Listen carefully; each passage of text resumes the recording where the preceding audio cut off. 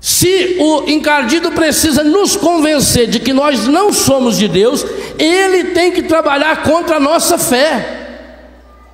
E como é que ele vai trabalhar contra a nossa fé? Ele sabe que ele não pode pura e simplesmente vir tirar a nossa fé. Então ele falsifica a nossa fé. Além de trabalhar com essas falsas religiões, que infelizmente estão muito mais presentes na vida das pessoas do que a gente imagina. E isso eu tive numa visão que Deus me deu há uns 2 anos atrás, quando eu fui fazer em Porto Seguro a tenda dos 500 anos. Quando eu cheguei na véspera e fui lá no lugar da primeira missa do Brasil, lá eu tive essa visão. A raiva que o encardido ficou ao saber que a primeira coisa que foi feita na terra brasileira, quando aqui chegaram os descobridores, foi celebrar a missa. E aquilo foi uma ofensa para eles. Faz 500 anos que ele vem com esse negócio entalado. Por quê? Porque a primeira pessoa a pisar o solo brasileiro foi Jesus Cristo, na primeira missa aqui celebrada. Sabe o que significa isso? O primeiro altar que esse país teve foi a praia. Primeiro altar. Jesus, nós podemos pegar lá, João capítulo 21, Jesus está lá na praia com Pedro, celebra a última missa dele em vida. João 21, a última missa que Jesus celebrou foi na praia. No Brasil, a primeira missa que ele celebrou foi na praia. Essa terra de Santa Cruz. Eles nunca aceitaram. Por que mudaram o nome do Brasil? O Brasil é um país que o mundo inteiro olha para ele pelo tamanho.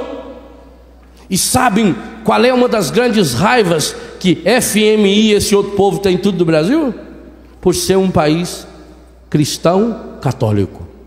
É uma ofensa para eles que esse país de futuro, esse país que cresce, esse país que tem todas as riquezas naturais possíveis e imagináveis, porque qualquer professor de geografia sabe que não tem país maior do que o Brasil.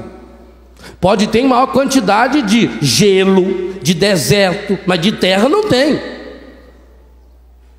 A história do nosso país, ela tem uma marca que o mundo lá fora não engole. Onde estão as guerras? Cadê as áreas de deserto desse país? Os furacões no Brasil, onde estão?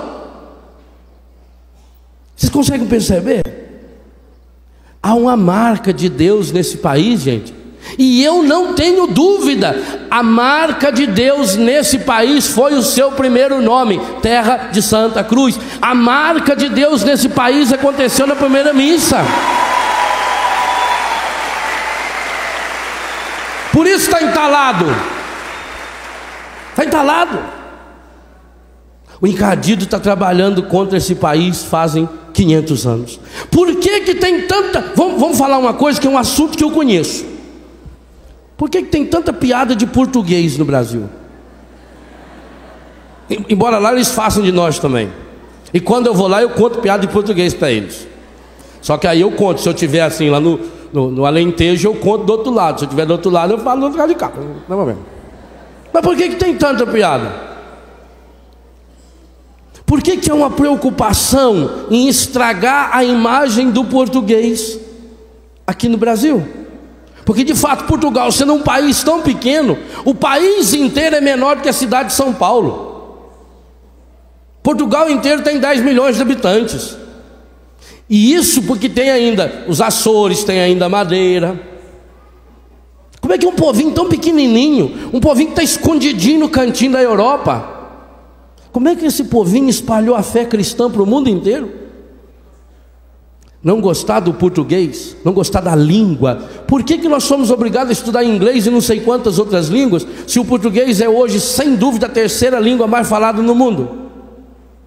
Porque é um domínio, porque ao falar português nós estamos falando a linguagem de um povo que acreditou nesse Deus, de um povo que assumiu a fé católica, de um povo que tinha coragem de colocar uma cruz bem grande na vela do seu navio. É também por isso que eu torço pro Vasco da Gama, porque é daquela cruz bonita que tem assim. Que bonita que é a cruz. Não, estou falando do uniforme. O time infelizmente dá mal. Chegou a perder para o Flamengo, isso é um absurdo. Eles tinham coragem de botar a cruz em qualquer lugar desse mundo. Gente, você vai lá na China, na Ásia, aonde se fala português, eles rezam igualzinho a nós. O português ensinou o negro a falar português, ensinou o amarelo a falar português, ensinou o vermelho a falar português, o índio, o asiático e o africano.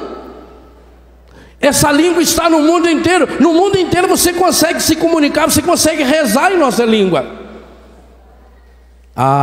Eles não aceitam que o mundo esteja sob esse domínio. Eles querem o mundo num outro domínio. E isso que eu estou falando não é conversa de colonizadores, não de 500 anos atrás, é de hoje.